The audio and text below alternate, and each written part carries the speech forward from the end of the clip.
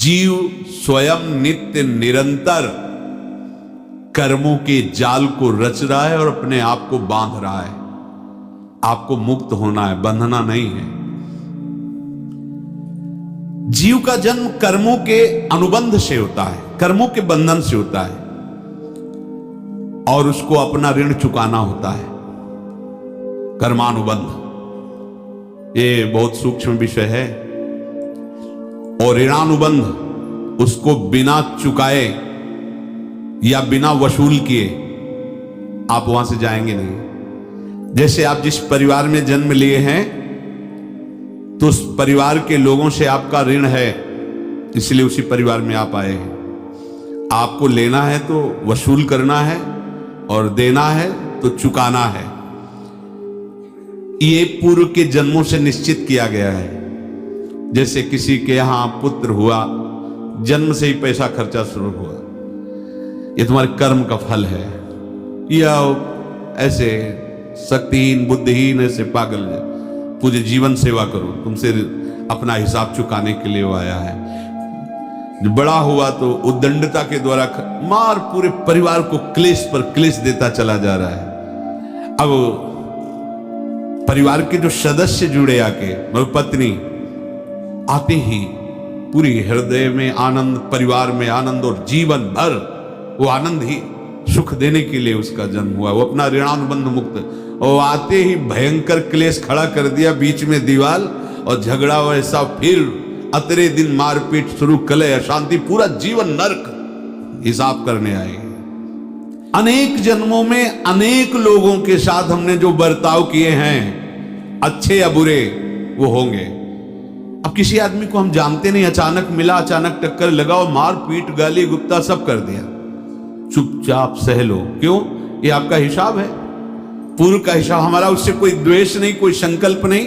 अचानक घटना घटी और हमसे द्वेष करने लगा, हमें पीटने लगा, हमें गालियां दे, ये हिसाब है, चुपचाप सह जाओ। अपने घर का भाई ही भारी दुश्मन बन गया और क्लेश, हिसाब है। यहां ऋण चुकाए बिना कोई जा नहीं सकता, ऋण चुकाना पड़ेगा। किसी का ऋण वसूल करना है तो किसी को ऋण चुकाना है, दोनों काम करने होते हैं। एक प्रबुद्धत ब्रह्मचारी जी की वाणी में पढ़ा था, एक महात्मा जी भ्रमण करते थे तो उस समय असरफियां चलती थी, मोहरे असरफियां, तो उनको भेंट में देते लोग। तो जब 2, 4, 6, 8 ऐसे मोहरे हुई तो उन्होंने विचार किया कि और भ्रमण करके जब काफी मोहरे हो जाएंगी तो प्रयागराज में जब कुंभ पड़ता है, एक बार पूरे सब अखाड़े के संतों को, अलग अलग संप्रदाय सब संतों को बुलाएंगे और सबको खुआएंगे। अब साधु है तो यही विचार करेगा, और क्या विचार करेगा। तो उन्होंने ऐसे डंडा बनवाया, बेंत, जो ऊपर से चूड़ीदार और भीतर पोला, और मोहरे उसमें डालते गए। और भ्रमण, जहां जहां श्रद्धालु भगत थे सबके यहां जाना और इच्छा रखना कि एक मोहर तो दे दे दक्षिणा में। धीरे धीरे वो छड़ी भर गई। भ्रमण करने वाले महात्मा चूड़ी लगाई, इंतजार करते रहे। जब प्रयाग का कुंभ पड़ा तो चले। तो रास्ते में एक गांव में पूछा जाता है, जैसे कहीं रुको कि कोई श्रद्धालु ऐसा है जो संत सेवी है। तो कुछ लोगों ने बताया, हाँ एक परिवार है, बहुत संत सेवी है, और आपको मिलाते हैं उनसे। खूब अच्छा हलवा पूड़ी पवाया, और जो घर के मालिक थे चरण दबाए। चरण दबाते दबाते उनकी दृष्टि पड़ी उस डंडे पे, इतना मोटा और ऊपर से कुछ चूड़ी सी भी नजर आ रही, इस डंडे में तो कोई रहस्य है ही है। अब महात्मा जी को खवा पिला के सुला दिया। महात्मा जी जब सो गए तो पत्नी से धीरे से कहा, वो डंडा लाओ बाबा जी का डंडा। और वो चूड़ीदार जो ही खोला पलटाया तो सैकड़ों मोहरे। ऐसे संत रोज पधारे भगवान, तुम आनंद हो जाए फिर क्या। पत्नी से कहा, नाप के कंकड़ लाओ। वो तो महात्मा जी तो खाए खीर पूड़ी, आराम से सो रहे। रात में पूरी प्लानिंग करके उसमें कंकड़ भर के चूड़ी लगाकर सिराने रख दिया, सारी मोहरें हटा ली। बड़े लोग चतुर होते हैं। पर ये नहीं जानते कि कर्म कितना भयानक होता है। और उनकी कोई संतान नहीं थी, पर धन में इतना प्रेम उनको था, अगर उसको जोर जबरदस्ती या किसी छल कपट से, तो वो उसका विनाश ही करता है। आज तक का प्रमाण है। अब उनको ये भाव पता नहीं होगा, या पता होगा तो लोभ के कारण वो उसको मान नहीं पाए होंगे। महात्मा जी गए प्रयाग में, किसी अखाड़े पर रुके और वहां प्रार्थना की कि कल जो है संपूर्ण अखाड़ों का निमंत्रण किया जाए और सब संतों को भोग पवाया जाए और उनको दक्षिणा भी दी जाए। महंत ने सोचा कि बहुत बड़ा है तो उत्सव है, क्योंकि प्रयाग में कितने हजारों संत महात्मा, सब एक एक हिसाब हम करेंगे, हमारे पास सब व्यवस्था है। बोले कुछ तो पहले दे दो, वो इकट्ठे देंगे हम। उनको था कि अगर हम छड़ी खोला और 2-4 मोहरे दी, किसी को पता लग गया तो गड़बड़ हो सकती। बोले हम भंडारे के समय आखिरी में सब कुछ आपको दे देंगे। ठीक है। वो अपने पास से पैसे लगाकर खूब जितना सामग्री सब लाए, लाखों की, और सब संतों को निमंत्रण कर दिया। संत जन निमंत्रित हो गए, भंडारा बन रहा है। तब वहां के महंत है, उनका देखो भंडारा भी बन रहा है, संतों को निमंत्रण। अब आप अर्थ की व्यवस्था कीजिए, अब मुझे अर्थ चाहिए, तभी आगे की व्यवस्था बढ़ेगी। संतों को दक्षिणा देंगे और जिनसे अर्थ लिया उनको दे। देखो रसोई बन गई सब। उनका छत में विश्वास नहीं तो ये अभी चूड़ी खोली।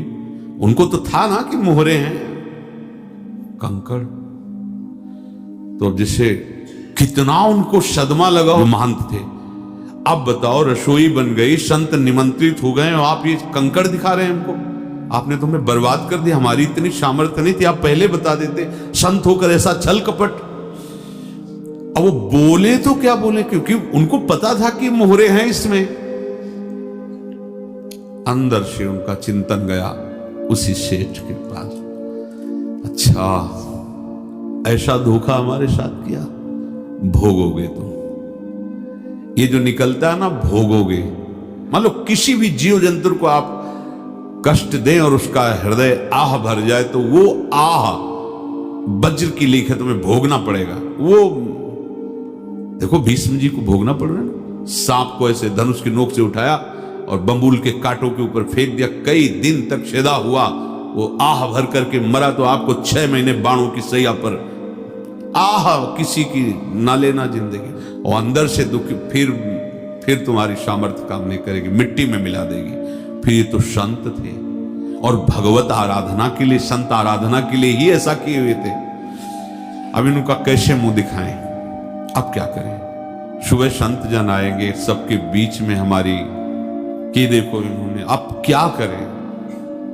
गए और संगम में जाके छलांग लगाई, अपने प्राण त्याग दिए। अब उनके तो पास मोहरे थी और व्यापार बढ़ा, और 9-10 महीने बाद ही लड़का हुआ। अब लड़का भी हो गया, बड़ा आनंद छा रहा है। जब से वो प्रकट हुए और धन की वृद्धि शुरू हो गई, पढ़ाई लिखाई में उनके खर्चा हुआ सब, बस बीमारी शुरू हो गई उनके शरीर में। अब उसमें पैसा जाना शुरू हुआ। इतने आसक्त तो वो दोनों हो गए कि तब उन्होंने कहा कि बेटा मैं क्या कर सकता हूं तुम्हारे लिए। बोले हमारी अंतिम इच्छा है प्रयाग चलो, और जितने प्रयाग में संत महात्मा सबको एक बार भंडारा करवाओ। हमारी इच्छा अंतिम है, क्योंकि अंतिम यही इच्छा थी।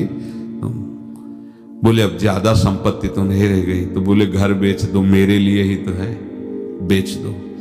मुझे लगता मैं बचूंगा नहीं, पर मेरी अंतिम इच्छा पूर्ण कर दो। जब संत सेवा की तो बोले मुझे संगम तक ले चलो। संगम तक ले गए और बोले समझे तुम चुराए थे और हमने उसको छीना है, कुछ नहीं रह गया तेरे पास कुछ। अब केवल ममता और आसक्ति में जलकर मर और नरक प्राप्त कर। मैं वही महात्मा हूं जिसकी तूने मोहरे ली थी, शरीर छोड़ दिया। होश में ऐसा नहीं कि आप जो कर रहे हैं कोई देख नहीं रहा, कोई हिसाब किताब नहीं। जो कर रहे हैं अवश्य में भोक्तव्यम, बहुत सावधान। अनेक जन्मों में अनेक लोगों से जो कुछ लिया दिया है,